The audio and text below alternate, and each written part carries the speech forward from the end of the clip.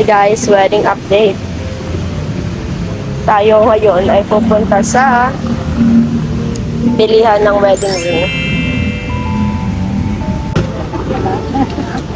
So tayo ay titingin. Babalik tayo, hanapin natin yung building. Okay guys. Hindi ko kay later. Literal pa lang likod. Okay, checking for our wedding ring. Hey guys, dito kami sa bilihan ng Singsing. So, nagsukat kami, nagkakanvas ng ano pwedeng bilihan. Then, nagkahanap ako ng Singsing na tag 3.5.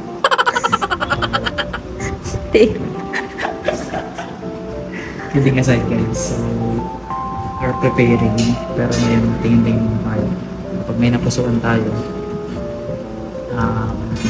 tingnan natin kung ano napusuan tayo. That's nice. Hey guys, it's been time and it's it's June 10, 1:51 a.m. Sobra kong so ngayon dahil hindi guys, kaka-tiktok ko to eh. Hindi ko alam kung ako lang klase ng bride. Lahat na lang yung lumalabas sa newsfeed ko sa TikTok o sa FYP ko is puro about wedding. So, kaka-scroll ko doon, hindi ko naman na talaga balak mag-scroll sa TikTok. May sinend lang kasi itong fiancé ko sa TikTok. So, ako, napa-TikTok na naman. So, yan.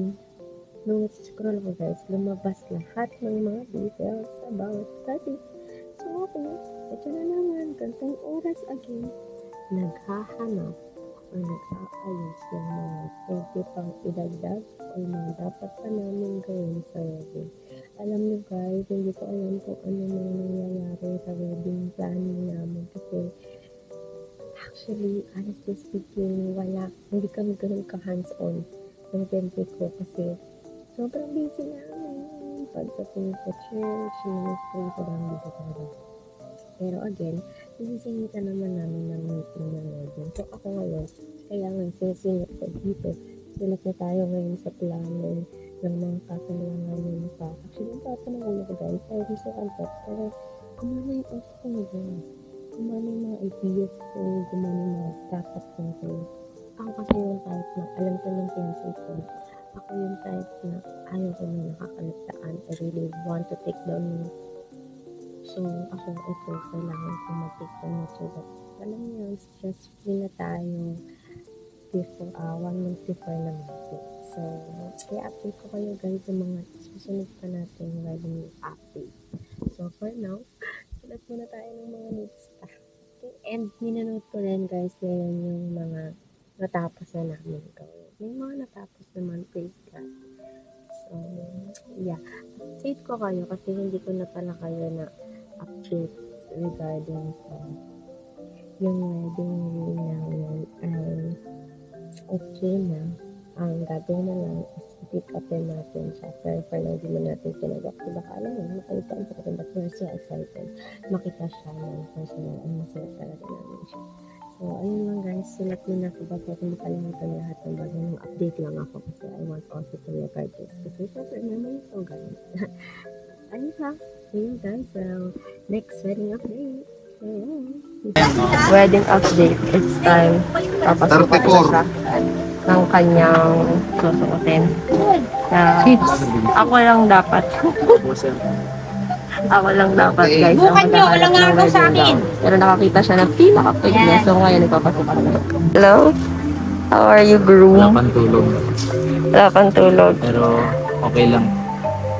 Basta, ayun, nakikita mo yung ikakasalo. Uy, sa mga single, alam mo. Guys, Best groomsmen. groomsmen of the year. Groomsmen of the year. Grabe guys, super supportive. Mula elementary ako guys, kasama ko si Kuya Bro. Ayun. Thank you so much, ma'am. Ito guys, yung natay pa namin for now. Bagay na bagay guys, lalo na sa palace na venue. I think ito yung pinaka may wow factor for me. Uy, pastor, ay doon na po. Tapos mang corset. Bagay, let's go. That's my wife. Soon to be wife. What can you say? Hi guys. It's wedding prep, wedding update. So nandito na kami. Hindi ko na alam kung anong huling update namin sa wedding namin, but today is we're preparing for na-English ako kasi guys, English speaking ang lahat ng people here. So now we're trying to finalize everything. Right, my love. So we're now finishing some things because it's the day today is July. So look at our face. We're so tired from yesterday because it's Blessy and Jem's wedding. So now it's our time to prepare because we have a limited time. No? Nung dumating yung wedding nila, biglang parang ang bilis ng araw. So yeah guys, samahan niyo muna kami mag-prepare. Okay?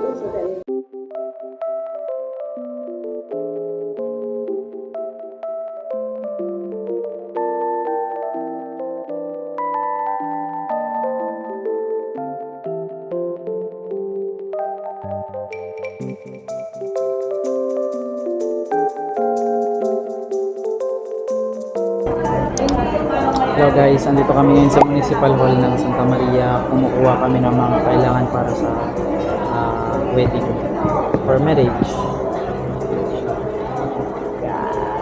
Kuha tayo ng salula. Kakasal na talaga siya. Yeah. Ito na ang huling mga panahon na ako ay taga dito. Char. Tuwang-tuwa oh. Tuwang-tuwa oh. Proud Bulacan niya. Ang ganda ng ano namin. Kukunin ng taga-Caloocan. Guys, update namin kayo pag nakuha na natin yung certificate ng marriage license namin. Kasi may mga tatrabahuhin pa to eh. Oo. Ito rin eh, meron eh. Kasi kailangan ng magulang sa kanya eh. Kasi bata pa daw. Hindi okay na eh. 26 na to. Okay guys, update namin kayo sa mga susunod na update. Sa mga susunod na kaganapan when it comes to our wedding. So yeah! Kakalinaw yung birth certificate mo. Yung wala kailangan. Humingi lang na sila pagkabala. Guys, update namin kayo. I love my place, you know guys. Sobrang dali talaga dito. Okay. Okay guys, almost done na rin kami. Basic na lang yung mga gagawin at tapos na yung mga papers namin para sa application ng marriage license. Palabas na kami ng munisipyo ngayon, so may mga tatapusin na kami ibang requirements pero madali na lang naman siya kasi meron na kami nun, tsaka madali lang naman dito mga process. Thank God. Yeah.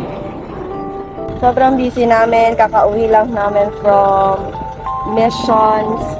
Katatapos lang ng wedding nila ni Bless and Jem. And dami naming inasikaso. And now, asikaso naman kami for the wedding. So, tapos na rin ang ating church anniversary, wedding, missions. And now, church planning and then now, wedding planning. Wow! Grabe naman! Kakasal na talaga! So, ngayon, may mga tinapos lang tayo para may mga inasikaso lang tayo now.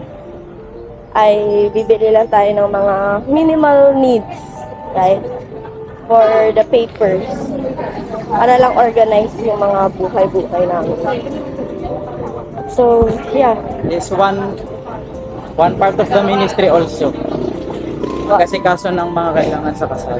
Yes. Kasi ang aming kasal ay ministry at ang aming marriage soon ay ministry. Yes, So this guys. is a part. Guys, the reason why we're going to get married is because we have a mission for the Lord. We have mission for God's kingdom. Kaya ito, kakasal kami, hindi dahil sa gusto lang. Pero talaga may pinapagawa si Lord. And very urgent siya, grabe. Right, love? Ningal ako guys, ang init. Okay, so dito tayo ngayon. Bibili lang tayo. Dito tayo sa lugar namin. Sa lugar ng mga taga-Bulacan niya. Guys, after ayusin ang mga dapat ayusin, here we are, having something. Thank you for the date, my love. It's been a long time, guys. It's been a long time. Anyway, di ko alam kung matutuloy pa natin to.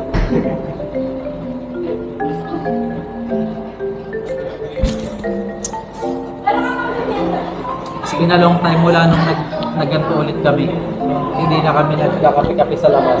Yeah, hindi na ako sanay.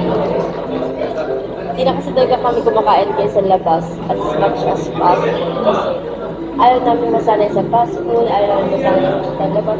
Siguro for relaxing and refreshment lang pwede.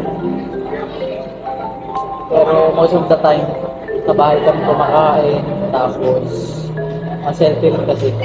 Pero, hindi naman din masama kung paminsan-minsan. And alam niyo guys, simula nung nag-stop kami kumain ng mga fast food or kumain sa labas, nawalan na ako ng gana sa chicken, ng fast food, Jollibee, Macdo. Iba pala talaga yung lasang lutong bahay. So, mas healthy siya guys. Doon na kami sa healthy living ngayon. Kailangan na lang maayusin yung mga schedule and routines pa. Pero regarding sa food, sobrang mapili na kami. Ngayon, ito parang very sweet, very minimal dessert lang. Yan lang, guys. Guys, nandito kami sa munisipyo. Pasahan na, no? Pinasa na po natin lahat ng requirements natin. Tapos na po tayo. So, waiting na tayo. Nagkatinginan kami, guys, nung kinuha lahat ng requirements natin. Napasa na namin lahat ng kailangan ipasa. Yes, thank you, Lord. Kanti na lang. Kanti na lang. Waiting na lang tayo. Thank you, Jesus. Guys, we're done! Yeah! Okay, tapos na tayo para sa marriage license fee, application fee, and PMC seminar fee. Tapos na tayo doon. That's why today, ipapasa lang natin ito ulit. And then, wait tayo sa scheduling. And yeah, we're done. Thank you, Lord. Hi, guys! We're done. Ano na lang tayo ngayon? Nasa part na tayo ng wedding planning natin ng wedding preparation natin ng pa-counseling na tayo, pre-marriage orientation counseling na tayo. So, nakaschedule na tayo, guys. At least this month lang din, my love, right? So, this month, tapos na namin, makakakuha na tayo ng marriage license. Pag natapos na natin yung sa counseling. So, may fill up lang kami ulit, non-stop fill up talaga ito. Pero okay lang. So, yeah. Thank you, God, for God. Konti na lang. Ito yung ito siguro yung part ng wedding preparation na medyo hindi ko siya na-enjoy. Hindi ko siya bet. Okay din naman, masaya din. Puro lakad lang. Oo, puro lakad lang, punta dito, bayad dito. Tapos yung alam mo yung pwede nang sabihin sa'yo lahat kung ano yung pwede mong ipasa, hindi pa sinasabi. So, yun siguro yung medyo ayoko sa part na to. Kasi, sinabi sa amin nung una, ganito daw ipasa. E di pinasa namin. Tapos, nung pinasa naman namin, meron pa daw palang ipapasa. Yun lang yung ayoko. Kasi pwede namang ipasa na agad. I mean, sabihin na agad. So that hindi siya mahirap gawin. Para isahang punta lang. Pero inabot kami ng 3 days. Pangatlo yung ngayon. Para matapos yung mga namin. Yung paglalakad ng paper. Kasi guys, yung una namin punta is tinanong namin yung needs. Tapos kumuha na si love ng, ng form. Tapos second day, yun na yung pinasa namin lahat. Tapos, hindi lang kami umaabot sa time. Ayun pa siguro mahal reason, no? Kaya kami umabot ng 3 days at yung pabalik-balik. Kasi hindi kami umaabot sa time ng munisipyo and ng sa pagpapanotary kagahapon. So, kaya yun. Kasi si Pastive galing pa siya nakakalookan. So, traffic is real, biyahe is real. So, May biyahe pa rin papunta sa munisipyo yung labas mo rin. yeah, Bulacan. So, hindi siya talaga ganun dali yung biyahe. Pero, still okay naman. Ang kagandahan nito, mabilis naman yung process. Sa munisipyo, mabilis naman sila. Proud Bulacan, yeah! So, mabilis naman sila. Hindi naman uminit yung ulo ko. Wala namang ganun. Kasi, diba, pag gantong part na kung init ng ulo. Pero, yun naman. Thank you, Lord. Maayos din naman yung mga nakausap namin. Mababait naman sila lahat, no? Yung mga public servant na nag-serve sa amin. Okay naman sila. So, thank God for their lives.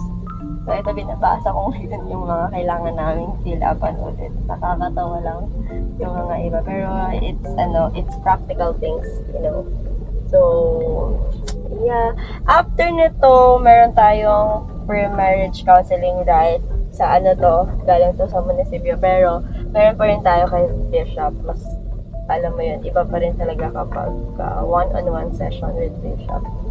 So, ayun lang guys. Update ko kayo sa mga susunod na wedding preparation. Alam nyo guys, upload ko talaga to after yung wedding. Yun lang.